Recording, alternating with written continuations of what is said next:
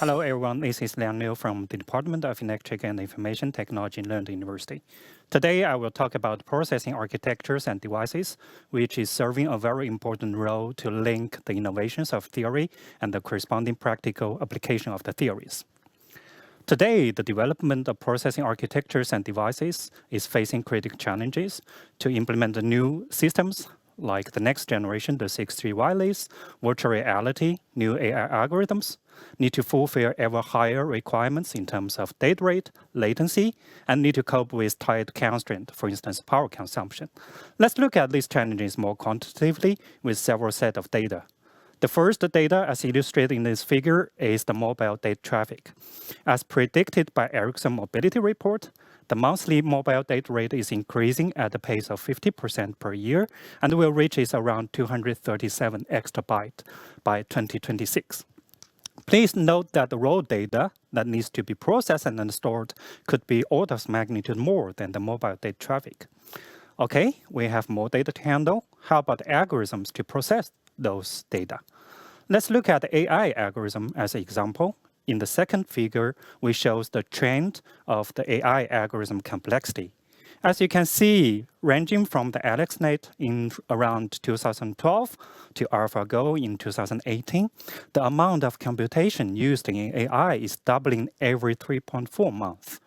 Okay, from these two examples, we see that there is a growing requirement for the processing. So let's look at the other side, what today's processor can provide us.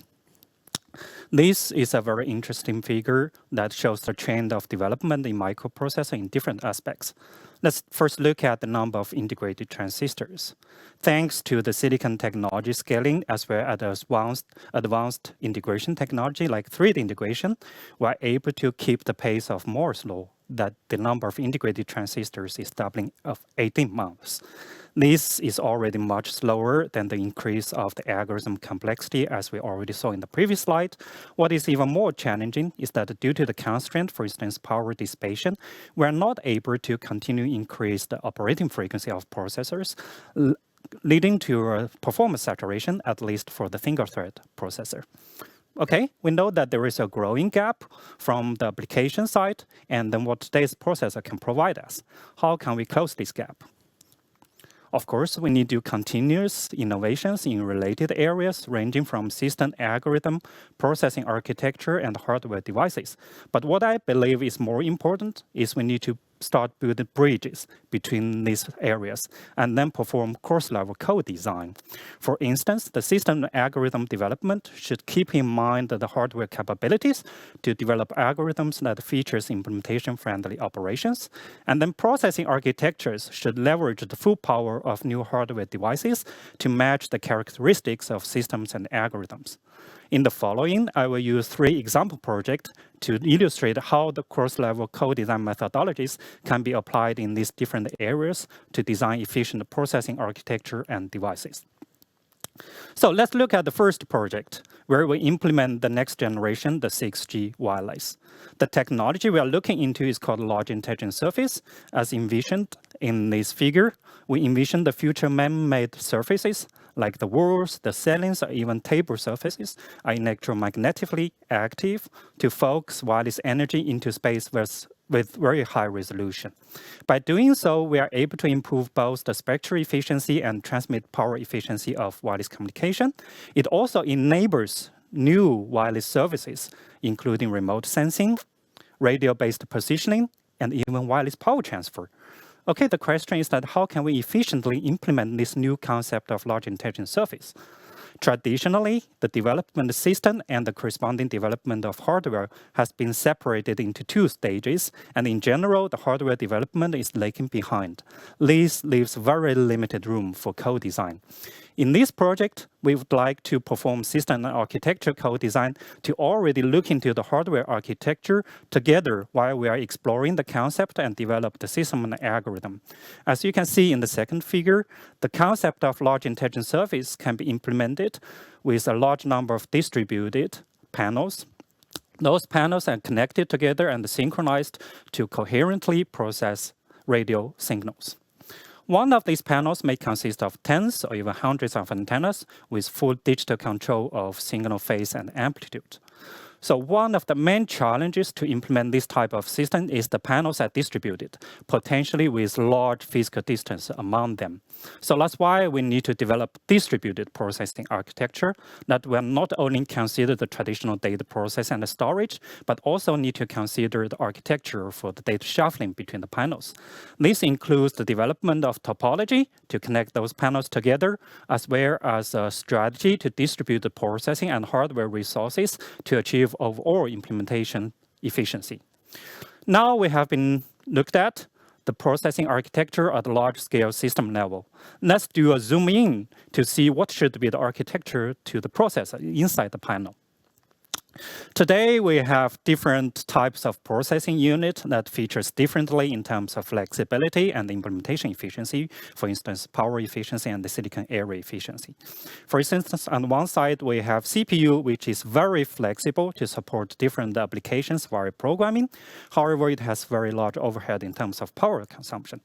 On the other side, we have ASICs, application-specific integrated circuits, which has been extensively optimized towards certain tasks and the operations. However, the flexibility is very limited. Of course, there are other types of processing units sitting in between, like the GPU, field programmable gate array FPGAs, application-specific instruction set processor ASICs, like the tensor processing unit recently developed by Google for machine learning application. Now the question is that, can we have something that can provide ASIC-like performance while still keep a certain level of flexibility like CPU and GPU can provide us? So one of the techniques to achieve this dream case is called hybrid computing. By integrating these different types of processing unit into a heterogeneous multi-core processor, hybrid computing has the potential to harvest both flexibility and implementation efficiency. In the second project, we have been leveraging the power of hybrid computing to develop the very first 6G baseband processor. And this photo shows the die of the processor we have been developed and fabricated. As you can see that it consists of a RISC-V CPU to do flexible system configuration and task scheduling. It also has a vector ASIC to do efficient and then flexible MIMO processing. For the digital front end, where we have extensive requirement in terms of data rate and latency, we integrated several ASICs. The algorithm and processor co-design has been done to map these different baseband processing tasks appropriately on different parts of the processor. And our measurement result actually shows that this C program processor is able to achieve ASIC-like performance. Okay, in the third project, let's further dive into the processor and look at one specific problem, that's the memory wall. Today, the processing unit like the CPU and the memory are generally separated. The data movement between these two components is via system bus. This is becoming the bottleneck for both power consumption and the processing speed. As you can see the table on the left side, the energy required to move 4 bytes of data from off-chip DRAM to the CPU can be 200 times compared to perform multiplication inside the CPU. So how can we conquer this issue? One of the techniques is called in-memory computing or in-memory processing. By putting the processing inside the memory array, the in-memory computing technique is able to avoid unnecessary data movement and thereby reducing the corresponding power consumption. There are many ways to implement this in-memory computing technique. In the third project, we are leveraging a new device called Memorist. A key feature of the new devices is that the resistance of Memorist is programmable and can be stored to realize the memory function. And then via the interaction between the voltage and then variable resistance, we can achieve logic operations on the devices. If we further cascade in many memories into an array, we are able to achieve more complex operations like the multiplication and accumulation operations inside the memorist array. And the MAC operation is one of the main operations in machine learning algorithms. That's why in this project, we are mapping a convolution neural networks onto the memorist array to implement efficiently one of the new processes for the next generation wireless communication system, that is radio-based positioning. Okay, to summarize, I hope through these 3 projects, we have a more clear picture that cross-level co-design is a very promising method to achieve efficiency in processing architecture and the devices. And building the bridges is one of the very first steps. But if we look forward, I believe just building the bridge is not enough. Researchers in these 3 areas need to move a step further and get even closer to each other. ELLIIT has already provided us a nice blender, so let's just jump into it and then do a joint effort to develop efficient processing architectures and devices for the future new applications. That's all. Thank you. Thank you, Liang, for that presentation, and welcome to this studio. Thanks for having me here. Well, it's a pleasure, and it was very fascinating. I realized earlier how will I be able to understand and come out with some questions for you, but at the end I think I got, well, the core idea. But first, just tell me about yourself. Liang Liu? Yes, that's my name. Yes, and originally from China. From China? Yes. And today we are in Halmstad. Yes. But normally you're in Lund. Yeah, I work in Lund and Lund University. Yeah, as an associate professor? As associate professor. And I graduated 2010 in Shanghai. Okay. And then I took the opportunity to look for postdoc positions. Yeah. And then I was searching papers. Actually, it's one of the papers from Lund University for 4G, the MIMO detection paper, that attracted me. Okay. And then I also had this opportunity for Erasmus European projects. Then I end up in Lund. Then I got stuck in Lund because I like Lund. Well, so I've been 50 years. I've been stuck in Lund. Well, and so great to having it. And I'm quite fascinating because the university you collaborate and you're looking at each other and you see what's going on in another part of the world. Yes. So when you were in Shanghai, yes, you saw this research from Lund.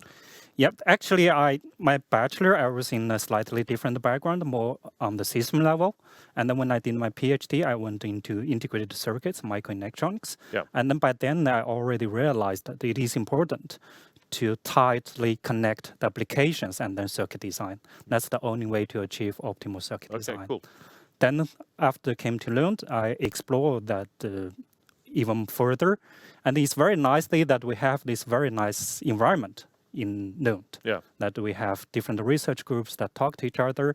And then we have the ELLIIT project that is umbrella to put all the research together. Yeah. So and since you all talk about the need for collaboration within the area, that's one of my questions actually. The need for collaboration between people around the world. Yep. Otherwise, we won't get the bridging. I think. Is that so? That we need collaborations between people and the researchers making this bridging possible. Yes, I think so. And then just making the bridge is not enough. I think people from different areas need to jump into the bridge and then get close to each other. And then that's not easy, to be honest. Yeah. Based on my own experience, entering into a new area is very difficult. And then you don't have to be the expert in the new area, but in my words, you need to be half of the experts in the new area to be able to explore. Yeah, and you need the attitude to get to know new people and new perspectives. Yes. So and then you must have learned some Swedish, I believe. Yes, my daughter started to speak Swedish. Okay. I can talk to her in a simple Swedish. Okay, prova. Ja, jag kan prata lite svenska. Oh, Jag kan läsa nyheter, listen to radio. Okay, well, great. Well, you don't need any more, I believe. I did my best. That was great. So, so just, and I start with I saw on your presentation requirement outpacing hardware scaling. Yes. Can you just tell me how does that happen? Yeah, that's the marketing slides to emphasize the importance of processing architecture, but that's also true, because from the journey we developed 5G to 6G, we see that we have very high requirement. And these requirements, where do they come from? For example, we have new applications like virtual reality, like real-time remote operation. Yeah. Those requires very high data rate and a very low latency, and then you have very high reliability requirement. So we come up with new inventions, Yep. innovations, Yep. and then suddenly, oh, we need more hardware here. Yeah. So Not just the hardware, but also is the entire system, I have to say. System need to support that, and then corresponding hardware also need to support that. Hardware is the foundation to support the system requirement, I have to say. Yeah, and then from your perspective, the solution will be bridging. Yeah. Be able to fill these requirements. That's my hope. Yeah. Okay. And you think that this will happen, or is it just hope?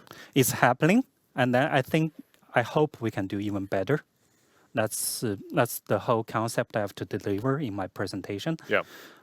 For example, by working with wireless communication group, and then even work with colors group, and then from the high level, we're able to optimize certain applications, and then to work with physics on the device level, we're able to have better hardware. I think it's very beneficial to work with different groups. Yeah, and if you have 3 wishes, if just that could happen, what would we wish for? I wish I could have more time to learn new areas. Okay. And then I think... But just being able to make these solutions, what are we, within the society, within collaborations, what are we wishing for? What would happen so this will be enabled? Yeah, I think we should have more people have this type of attitude to stand closer to each other. That's the very important thing. Yep. After all, it's the people who is doing the research. Secondly, I think we need to have a system to help people getting close to each other. Yeah. I think that's very important. And the system, could it be, do we need to meet in person, or could it be a digital solution?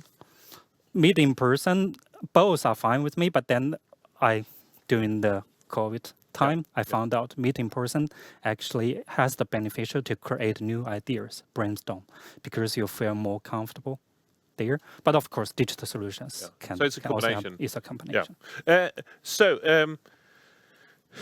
And then also you mentioned flexibility and efficiency. Yes. Is that a contradiction in some way? It's contradictory. In what? I realize you just told me, but I need it once more. In how is that contradictory? There's no free lunch. If you need flexibility, you have to pay. Like the CPU that we are using today is very flexible. You can reprogram it, but then the corresponding power consumption to support this flexibility is much higher than compared to not very flexible solutions. So that's the contradictory. Yeah, and if you wanted both on a high level, what will be needed then? Yeah, actually there's no magic, but you need to nicely leverage the features of both. For example, as I presented, that we need to integrate different types of processing units together, and what is even more important, you need to have the application and this processor co-design to be able to map the most appropriate tasks onto the corresponding processing unit to achieve this both flexibility and efficiency. Yeah, and do you think it will still be some kind of obstacle or some kind of problem in the future, or will we solve it so it won't be that contradiction? We will not solve it in the near future, but then the effort has been made from all the different levels, as I just said, from the processing architecture. New devices come in to help solve these problems, and then also the optimization from the algorithm side can also help that. So we realize we have all the requirements, and there will be even more since we have new inventions, and we realize when we look out in the world, we need much more innovation to be able to solve the problems that we have. Yes. So the requirements, they will be higher, I believe. Yes. So what do you think will be needed in the future? When you look at the where we're going, what will be the next step? What do we need to solve? Yep. As I said, innovations in different areas is needed. We need definitely new devices like the memory sticks that I just introduced, like the photonic computing that you also said. Those will provide foundations to higher performance. And we also need innovations in the computer architecture, like the parallel processing as we were discussing, like the hybrid computing we're discussing. And then what is more important is that we need to combine all these new features together. Yeah. To achieve the future efficient processing. And when it comes to AI, yes, how does that come into this? Yeah, AI put a quite challenging to hardware because the amount of data needs to be processed and stored is huge compared to what we have today. And then that's kind of new challenges for the hardware architecture, and then the corresponding hardware devices and architecture need to cope with that. So that's actually a very good example how the challenges from the application side revolutionize the new devices and the hardware architecture. And do you need, since we will, not always, but often we run into the quantum technology. Yeah. Will that be needed to solve this? I mean, it's always good to see new technologies like quantum computing, but then the entire computing is a combination of many aspects, including cost, power consumption, reliability, and security. And then when the new technique is getting mature, I believe we will use those. Yeah, and within all the things you've been talking about, where do we find the weakest links? Where are the system really? No, that's really not a good solution. Where do you think we have find it? There's no bad solutions. And then those weak link is changing all the time, actually. And back to the old times, memory was not really a problem. But then, for example, the emerging of AI application found out that the movement between the processing unit and memory is the bottleneck. Then we need to handle this. Yeah. So my information is that this weak link is changing. And then the researchers need to keep the pace and keep tracking those weak links and to tackle them. Do you think we have the right visions for this? Because there's so many things to get interested in it, and they're very close, in close range, I believe. Yes. But we need the foresight. We need the long visions. Do we have them? Do you think we have the overall, the big idea that we all can, because all this would fit together? Yeah. Oh, do we have that together? The big idea, what this is going at? As a researcher, you can do better than that, but I truly believe that an individual person cannot achieve that. It's a group of people that join together have that vision, I think. And do you think, if you look around the world and you talk to your friends in Shanghai or around the world, do we have the same idea where we're heading at, or are we not really collaborating on where we're aiming? I would not say all have the same ideas, but I think it's good to have dynamics, that the different people have different ideas, and in the end you found out that you can leverage those ideas to your area.